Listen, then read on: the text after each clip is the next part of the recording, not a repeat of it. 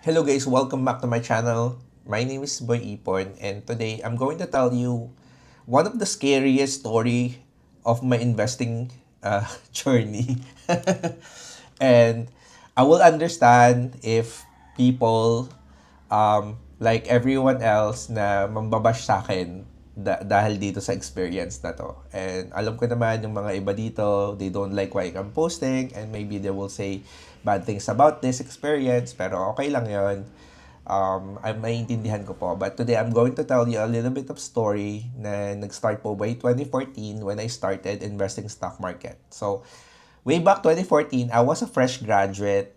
I was a mechanical engineer before and I was a fresh graduate. I was working for a mining company. And back then, I started to invest in stock market. And back then, I was super clueless about everything. I don't know how to invest. I don't know how to buy a stock. I don't know how to read financials. I don't know everything. Ang ginagawa ko lang dati, kung ano sabihin sa akin, binibili ko. So, sobrang malas ko, no? One of my malas journey na nagpatibay talaga ng, I think, paniniwala ko sa buhay is itong stock na to, no. I bought a stock way back then. Itong si Is dati. Ang alam ko ang pangalan to dati is Island, ang pangalan niya ngayon Island Information and Technology, pero I don't know if this is ito yung pangalan niya dati, pero iba yung business niya dati, hindi talaga IT. It's more of a venture company, pero Island yung simula niya dati. Siguro nag-rebrand sila. Pero this stock, so maniwalat kayo sa hindi, I lost 47,000 in one day buying the stock. Okay? And this is one of the na ayoko talagang kalimutan. I have to remind myself every now and then that this could happen to me again or to anyone. Okay? And I bought the stock at around 0.70. Bumili talaga ako sa Tok, guys. Sa Tok talaga ako bumili sa Tok ng around siguro 0.70. Nakita niyo yung big strength candle na yan. So, yan, nakita niyo naman, may wick siya. So, talaga sobrang sobrang hypey talaga those days. Nakita niyo naman, 'di ba? Sobrang biglang taas niya. It's on a monthly chart, pero it's on a daily chart. Pero tingnan lang natin siya sa monthly chart para madali nating maintindihan. So, nakabili ako ng is around 0.70 at akala ko tataas pa siya. Kasi nga, wala akong alam eh. I don't know how to read financials. I don't know how to read reports. I don't know that I should invest more sa maraming companies, no? Hindi lang isa. And I should not invest on a very super speculative stock na hindi kumikita like this one. So, this is one of the things that I keep reminding myself even right now na medyo tumanda na ako, na meron na akong mga business. Oo, nga pala, I also a business owner. I own couple of blogs, okay, na kumikita passively, and yung pera ko na ini-invest ko ngayon, yung mga nakikita nyo, is just house money na po yan. So, kinikita ko yan sa mga vlog ko. Isa po akong vlogger with around 150,000 followers sa isa kong vlog, na yung kinikita nun, yun yung ini-invest ko dito. Oo, so yun nga, part-time lang po yun and I also have work. But yun nga, way back 2014, I was a fresh grad and nag-invest talaga ako dito ng medyo malaki. And I got and na-sold out ako somewhere. Bumili ako dito around 0.70 at nagbenta ako around I think around 0.350. Okay? Kung makapansin nyo kasi, di ba, tumaas siya. Tapos, biglang bumagsak siya dito. Nagkaroon nakita nyo naman, it's a very selling needle. And then it goes down from 0.62. Imagine that, from 0.62, it goes back at around 0.260. And Hindi pa ako nagbenta niyan kasi taranta na ako niyan eh. 0.70 ako bumili, more than 100, um, I don't know, 80,000 pesos yata yon. It's hard-earned money way back 2014. Bumili ako niyan and then basta ang kinumpute kong total loss is around 47,000 total loss ko. Tapos nagbenta ako I think 4.4 point point three. I don't like, hindi ko na matandaan yung presyo pero sobrang sobrang baba ko siya nabenta, no? And yeah, ang natatandaan ko lang dati kasi syempre gusto ko na nga makalimutan pero ang natatandaan ko lang is I was negative 47,000 on that freaking trade or freaking investment. And dahil doon, medyo nadala talaga ako. Nadala talaga ako, no? And it wasn't not a very good entry for me because I'm a beginner investor and I instantly experienced that, no? Hindi kasi ako yung mga kagaya na iba na ngayon, yung mga nag-i-invest na-investan, blue chip stock ka lang muna, ganito. Nung pagpasok ko, namili na agad ako. Bumili na ako ng Ace and I lost a lot of money and it's super talagang sobrang hirap ng emosyon ko niyan, no? It's not just about the money kasi yung emotional damage for you as a person experiencing that sudden loss of wealth, okay, loss of capital. It's kind of hard to think about it, and that's one of the reason why I also hindi ako natatakot tignan. Ito ngayon ay hindi na ako natatakot tignan siya. It was a reminder for me that in stock market anything can happen. Anything can happen. And it was a very newbie rookie mistake for me. And I would understand if other people will bash this vlog.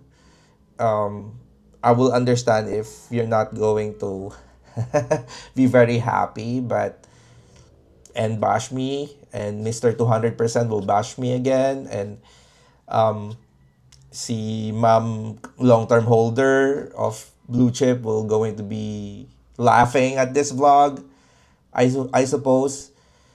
But right now, nakikita niyo na naman, no? Ito na naman si Is. It's now forming an accumulation phase again. And nakita niyo naman, no? Sobrang tagal, way back 2014, right now 2026. Ito na naman sila. They started to now it started to accumulate na naman, and they have a recent breakout at around 0.17.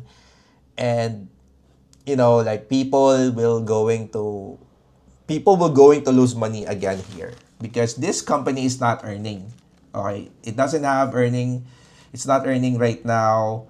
It's just a stock, I think, that is built for the 10 of thieves, for the for the thieves to take money out from you. And this is one of mapapansin nyo, based on technicals, accumulation phase, 'di ba? Lagi naman 'yan. And then there will be a sudden markup again. I don't know if they will break this high. There will be a sudden markup again. There will be a distribution again, just the same as this one. And for people na ma-attract nito, because ang gawain kasi nila, it's very attractive the operator, the manipulator of this stock really buys on a very low level, and they wait for years before, like right now it's a double bottom. They wait for years after what happened 2014. It almost a decade of buying a little bit for 10 years, and they operate suddenly, no? So that they will attract people na bibili ng stock kasi makikita ng mga tao, biglang tataas yung stock, and then eventually they will buy somewhere at the top and eventually sell. Okay? I'm not saying na gagayahin nila ako, no? But it is what it is, no? It is what it is. It's a zero-sum game. Kung iisipin nyo, the stock, parang buyers and sellers lang yan, zero-sum game. Kung ano yung ibenta mo, yun yung bibili ng kabila. Okay? Kung ano yung bibili ng kabila, yun yung binibenta ng kabila. So, someone wins, someone loses. And right now, they are already on a manipulating phase again. I don't want to enter the stock, but if I'm going to enter the stock, I'm going to be right now entering on a much better position, hindi kagaya nung dati, di ba? So pag ngayon pagpalo ng Ace, kahit hindi siya kumikita, biruin nyo itong kumpanya na to, guys, it's on a loss ha. Wala tong kinikita pero gumagalaw yung presyo. And iisipin nyo sino yung nagpapagalaw, di ba? So yun lang. I have to remind myself again, no, na hindi ko na dapat gagawin 'yon. Or if I'm going to buy it, I'm going to think about number one, yung entry, no? Siguro naman everyone will agree, no, na having a proper entry reduces risk. So kahit sa kahit anong stock, no, whether you're an investor or a trader, no, siguro sa kahit anong stock, iisipin mo yung entry. Yung entry, isa talaga sa pinaka-importante. Kahit anong stock pa yan, kahit blue chip pa yan, the right timing reduces your risk of losing. So, eto, mapapansin nyo, they are on the accumulation phase again, and they are already accumulated for the past more than 10 years, and right now, they have a big plan again to push this stock above without the fundamentals. Walang fundamental, they're not really earning, they're going to announce something, a merger, a buyout, whatever, yung i-announce nila ulit, no? And then eventually, nakita nyo naman, nagkaroon ng malaking volume dito, no? Imagine niyo sino yung bumibili, no? And then, sobrang manipulated talaga niya. Nung pinataas nila yung presyo, no, tinesting nila, they have a recent breakout telling the market is going up, and then they push it down to liquidate who entered here, no? Pero syempre, pag umenter ka dito sa point 18 at pinabagsak nila ulit yung presyo around here, imagine how much lost, no? How much kung nakabili ka na naman dito, kung bumagsak dito ulit. Negative 73%, guys, no? Nung ano lang yan, anong taon yan? 2025, no? Pinataas ulit nila, and then they manipulated again the stock to go down to 73%, and then buy it again below, and then, continue the accumulation up until mag-decide sila na paakyatin to. And they operate, it's not just one, they operate multiple brokers, multiple manipulators on this stock. And maybe they will hate me on vlogging this. But this is just a reminder for you guys, and also a reminder for myself, that whether you're going to invest in stock, invest on a stock that has strong fundamental, at least you can go out if you don't like what you're doing. Yung may volume, kasi mahirap no? Mahirap if you're going to buy a manipulated stock, no? And if ever you're going to buy a manipulated stock, make sure your entry, no? Kasi kitang-kita mo, guys. Kitang-kita mo kung paano nila ino-operate. Like right now, they push it down, they bring it up, and then yung maa-attract nila, because the stock's going up for months. Syempre yung mga tao medyo delayed, parang pulis pang kalawakan yan, delayed reaction star. They're going to buy it because makikita nila multiple months, multiple volume, and eventually they're going to push down the stock, and then going to push up again. And if ever you're going to buy a manipulator, make sure your entry is right, no? You buy on the liquidity levels. You can see the candles, nililiquidate talaga nila, no? They push it down to the very last moment. You see here, like ikaw hindi mo iisipin bibili ka dito 'di ba? Kasi iisipin mo pataas pero hindi mo iisipin pababagsakin nila dito, na i-liquidate nila the lowest price on the calendar, no? Niliquidate nila bago nila pinakyat ulit. Inubos talaga nila, no? Inubos nila. Kumbaga, kung negative 80% ka, talagang sinagad nila, no? Sinagad talaga nila yung presyo na hindi ka talaga makakapag-isip, no? At kung nandito ka negative 80% ka, wala ka nang magagawa, no? Morally damaged ka na, mentally damaged ka na diyan, negative 80%. How you're going to hold that? Paano mo iisipin kung baguhan ka, 'di ba? Parang, and then they push again. So ganun talaga sila nag-ooperate. Ang mga manipulator, they don't push the stock na sobrang obvious. They put it on the place na hindi mo iisiping dapat dun ka bumili. 'Di ba? Like, dito kasi makikita mo breakout na eh. Alam mo, iisipin mo, aakyat na eh, di ba? Parang nakita nyo naman yung kandila, pinaakyat nila hanggang dito. Simula dito hanggang dito. Iisipin mo, oh, it's a breakout. No, but no, pinabagsak nila hanggang dito. They manipulated the price. So, yeah, it's a reminder for you guys, and a constant reminder for me that in the Philippine Stock Exchange, some of the stock are den of thieves. Okay, ito yung mga stock na na talagang kumpulan ng mga magnanakaw, no? It's they're going to manipulate your ideas. They're going to manipulate yourself. And not every stock ha, may mga stock lang talaga. It is called a penny stock or a basura stock. And I learned from it from the very beginning of my journey.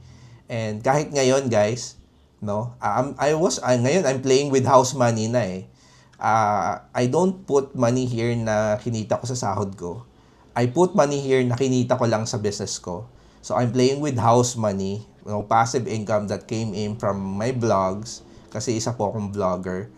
So, and yung salary ko, sahod ko sa opisina, hindi ko tinataya dito or hindi ko ini-invest sa kahit blue chip stock. No, I only invest the amount of money that I can lose in the stock market. And I don't really invest on this kind of stock right now. I make sure na yung ini-investan ko have at least a fundamental, no. So medyo pasensya na, medyo sisipon ako. I have at least a fundamental basis why I'm investing on it.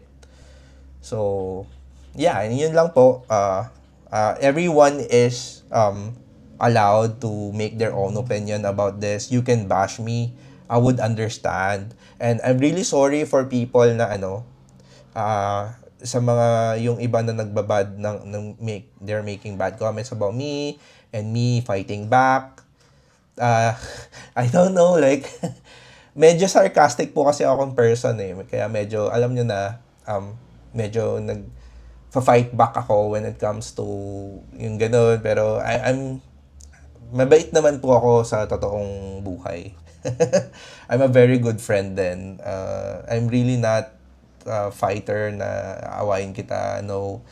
I also help other people to work from home. Yun kasi isang malaking vlog ko, talagang 150,000 followers. I help people how to work from home and teach them how to earn money from home. So, hindi naman ako mabuting tao. Hindi ko sinasabing mabuting tao ako, pero hindi naman po akong masamang tao. Nandun lang po ako sa gitna. So, I would rather be hated for who I am rather than be like na hindi naman ako yon. So, thank you guys for watching this video. I hope to see you in my next one. So, yun lang po.